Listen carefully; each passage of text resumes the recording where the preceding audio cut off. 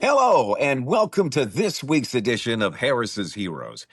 I'm so psyched about this week because, this podcast is all about people who have life experiences that exude resilience, courage, and the power of transformation while helping others along the way. And my guest today is somebody who embodies all of that and more.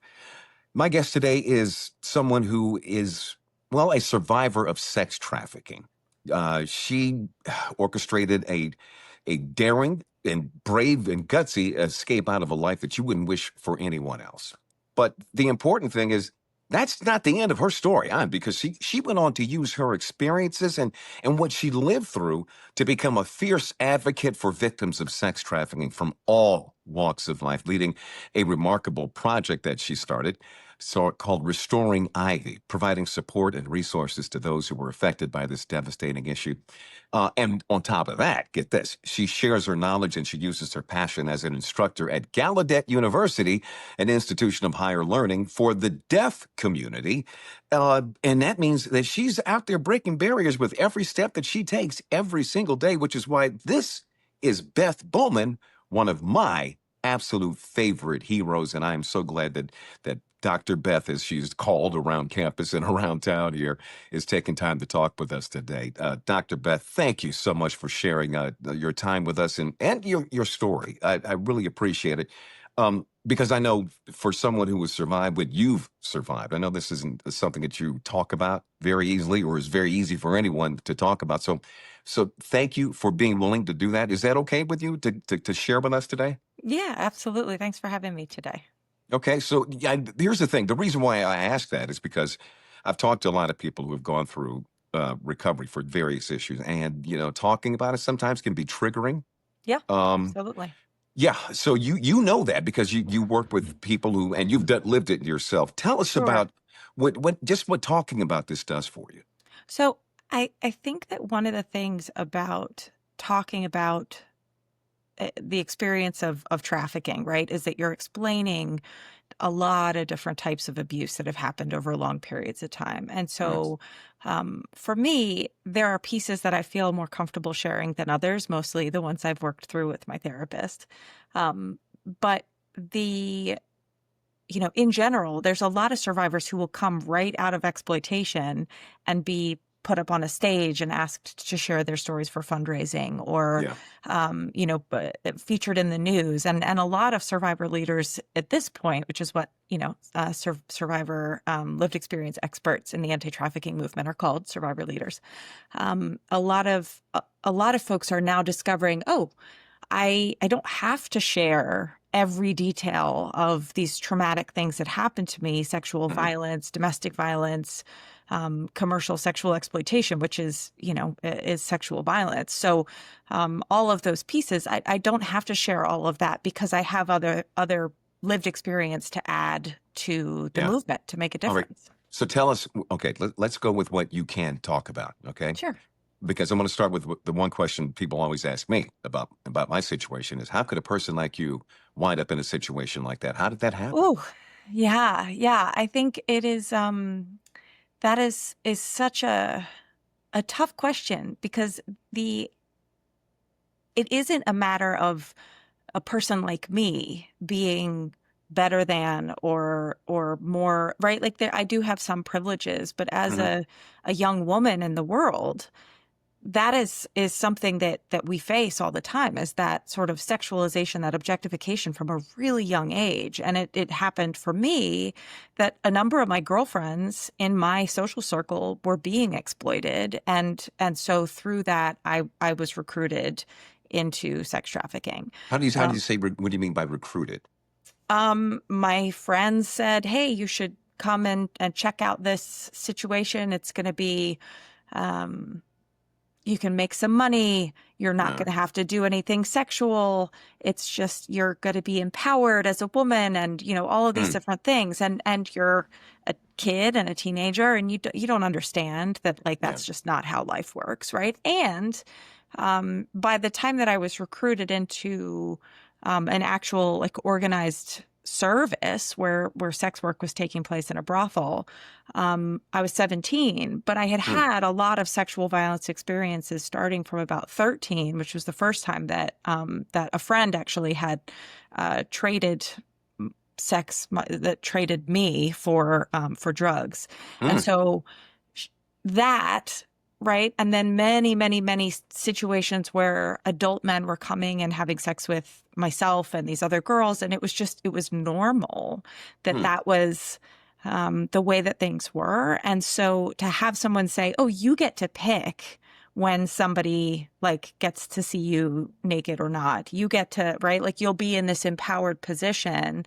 And so what was sold was, we'd be dancing and whatever. And then that was just, I Yeah. mean, That wasn't it at all. Yeah. no, we pulled up to the first call that first night, and my friend was like, "All right, let me level with you. This is not what's going to go down." Whoa.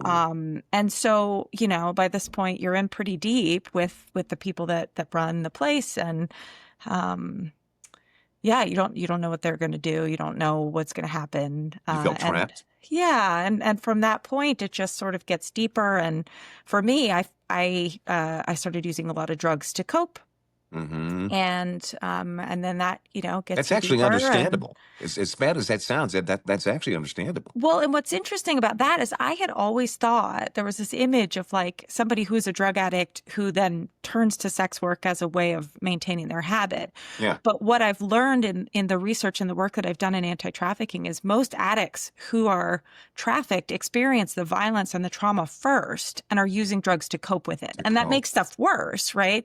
It Yeah. makes I mean, for me, it made my value go down. And so I ended up in worse and worse situations because the less money they can get for you, the worse situations they're going to throw you into. How long were you living like that? Um, 17 till about 21.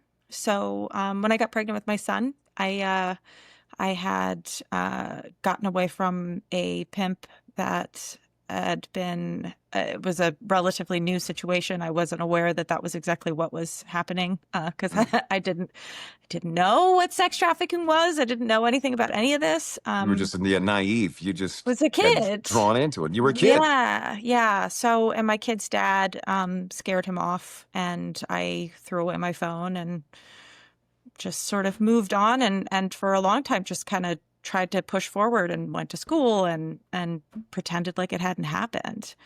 My parents helped me. They took me back in after all of this, Mm. um, and helped me go to rehab and helped me take care of my baby for a while and until I got on my feet and did school and so forth. So Wow.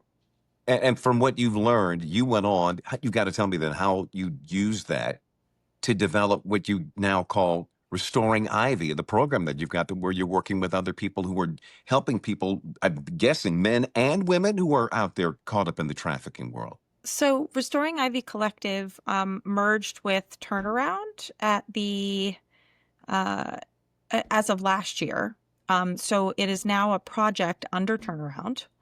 But it is continuing to be run by another one of our survivor leader folks. I do some therapy for the program, and she is continuing to run the support groups. But Liz Kimball and I really set out to establish a support group space. She's a survivor leader as well. She's been in the Hmm. movement a really long time. And we wanted to create this space where survivors could just be and not have to talk about our trauma. The support group wasn't meant to be a place to talk about trafficking. It was meant to be a place to talk about life after trauma. Really? Now, Um, let me stop yeah. you right there because Hmm. that I didn't realize that because that sounds so Yeah. different from what I've learned about the recovery community is where Sure. you're supposed to come together with others who have been on similar walks and talk your way through whatever it is that you've experienced and that you've been traumatized by. You say that's talking about it isn't necessarily the best therapy, right? Yeah, it isn't. I think it depends, right? And it's up to the individual person. If I feel like something is bubbling up, if I'm triggered by something today, and so I pass a guy that has a cologne that throws me off, or Mm. I um I have a conversation with somebody from my past, right? And I'm feeling triggered, I may want to talk that through with another survivor. The support group space, we typically just talked about life. And so it would be there were a lot of parents, so there were moms talking about parenting stuff and custody. And an interesting fact that I learned from research about this is that a large portion of the time when survivors get the father of their baby is their trafficker, is their pimp. Uh, About 70% of the time, if they go to court for custody, the trafficker will win custody. really? Yeah, which isn't entirely surprising if you think about it, right? Like you're traumatized, you might be using drugs to cope. You know, he has all the power, and there's a lot of smoke and mirrors that happens with the coercion that traffickers do. So then the survivor who's trying to parent and trying to do all of these things looks like the less stable person than this typically older, often well established, maybe has a Mm. wife and kids, like, and so But the he person looks. responsible for the Mhm. problem, the Yeah. responsible for the trauma, responsible for all the damage, is the one that the courts recognize as the better parent? That's Yeah. insane. Yeah. I mean, it's a huge inequity. And I mean, there's all kinds of disparities in the way that survivors are treated in the systems. And working with Restoring Ivy, one of the big things that a lot of us saw, so Kyla Woods, who was our program director, she has since gone and gotten her master's of public policy at Georgetown, because she wants to do big policy changes, because Yeah. we saw huge discrepancies with the way that survivors were criminalized, and if you got charges for prostitution, the inability to then get a job or get housing, or right, like there's so many barriers Mhm. that happen after trafficking. Well, tell me then about how you wound up at Gallaudet. When I heard that Yeah. you were instructor over there, I'm thinking, Yeah. how in the heck do these two things come together? How does that work? Yeah. Why there? So I got my master's in social work there in 2009. I was pregnant with my daughter. They were one of the few places that kind of was like, okay, you're super pregnant and 23 years old and you already got a baby at home, and we'll help you out. So they gave me a scholarship to get through 2 years of MSW. And I grew up around the deaf community, so that was just sort of a normal thing for my family. We lived in a So small you were town. fluent with the sign language and the Yeah. norms of the community going in. I didn't realize Yes. that. Yeah. And so when we after I graduated, I went and worked in DC Child Welfare for about 9 years, and then came back when I got my PhD. Saw that there was an opportunity at Gallaudet, and was really excited to be able to teach everything that I had learned. And I at that point had not come forward with my trafficking status. I was really Oh, so they very. didn't know when they brought you on board? No, I was very guarded about it for a long time. It felt like it's one of those things where if people know that thing about you, that colors everything else. And Yeah. and when I was young, before I had degrees, before I had letters after my name, um, if you told a friend the things that had been going on, or you told, I mean, girlfriends would drop you, guy friends would assume that they could get a freebie and try to sleep with you. And Uh, uh, you're just objectified, and it just at made every turn, it at seems. every turn, and it made things really unsafe. And so as I came into my own, I was like, okay, once I had this PhD, I felt like I had enough social armor that I could start talking about this openly. But I also wanted to go through some serious therapy and talk through some of the things to really make sense of the whole thing before I was like, okay, here are the pieces I'm okay with sharing. That's interesting. I can understand about how what you said about how that colors everything. I Yeah. found the same thing coming out of my recovery with alcoholism. Same thing. Yeah. There are people who just can't get past that and won't Right. listen to anything else you say. And every question they want to know about you seems to be related to that, not related to what you actually are about today and about now. Can you tell me what's the biggest lesson you've learned through this journey you've been on, and what would be the best piece of advice you'd give someone who might be maybe walking in your shoes? I have met so many amazing survivors since coming into the anti-trafficking space. I have met so many amazing up and coming social workers who are training to go out and make a difference, many of whom have their own trauma stories and things that they're sharing, because so many of us come to social work and helping professions because we've seen injustice and we want to fight it. It is never too late. It is never the last thing, right? I know they tell you in recovery, right? There's always a worse rock bottom. So, Oh yeah, right? So it's not like there's like this one is the end, like I'm done. So sometimes you stumble. Sometimes you go back to school, you fail a test. Sometimes you discover school isn't the path for me. And there's another thing that I want to do to find out who I am. And I think that Mm, recognizing that you are a whole person and there are lots of different pieces to you that all need nourishment and are all valuable is a great place to start when you're trying to heal from yeah. whatever it is that you've been through. Something that didn't occur to me until just now, but you're being there in Gallaudet. Is there a problem with something like sex trafficking there that's unique in that community, in the deaf community? So we are actually right now making a big push to increase awareness about trafficking in the deaf community. There is not a ton of data. There's no data on how many trafficking survivors may exist in the deaf community at Mm, present because of issues with data collection in the main places where they, see who is a survivor. Well, we don't necessarily ask about hearing status. Huge numbers of sex trafficking survivors, particularly trans and female sex trafficking survivors in prisons and foster care systems, but we don't collect information about hearing status consistently across states. And so that kind of stuff means that we have huge gaps. So I'm working with some other researchers at my university to try to work on the research end, while also we had a town hall a couple weeks ago with Howard County in Maryland mm. to try to bring awareness. We're doing, sort of statewide and nationwide as much as possible campaigns to bring awareness about trafficking. But the risk is high. We know the risk is high. We know the combination of language deprivation and so therefore the inability to report, the uncertainty of providers about how to communicate with you if you can't work with an interpreter, or even if you can, right?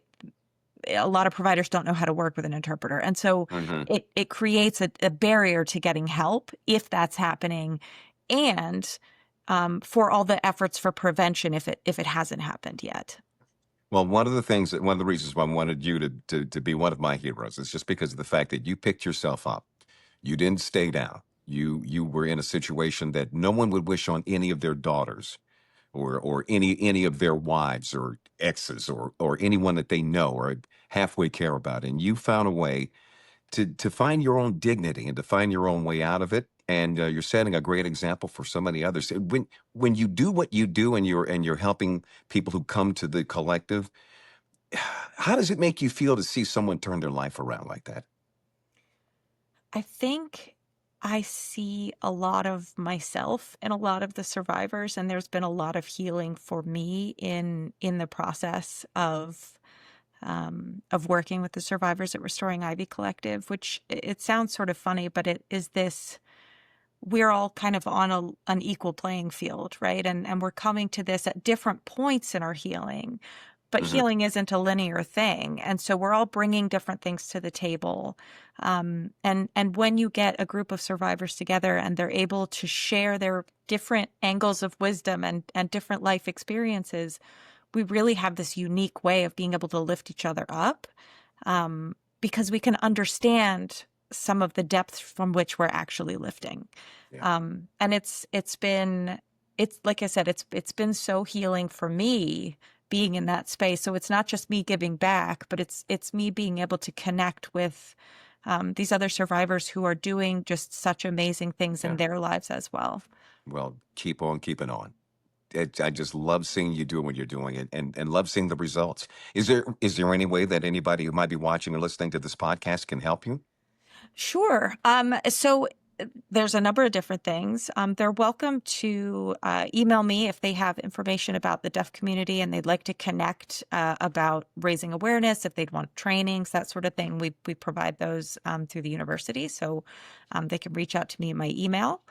Which And is m.elizabeth.bowman, that's BOWMAN, at Gallaudet, GALLAUDET.edu. And my information is on the Gallaudet website as well. And then if they want to donate to the project, the Restoring Ivy Collective is still operating under Turnaround. They can donate on that website as well. It's turnaroundinc.org. all right. Well, we wish you the very best because you are making a difference. Maybe under the radar, but you're changing the world one life at a time.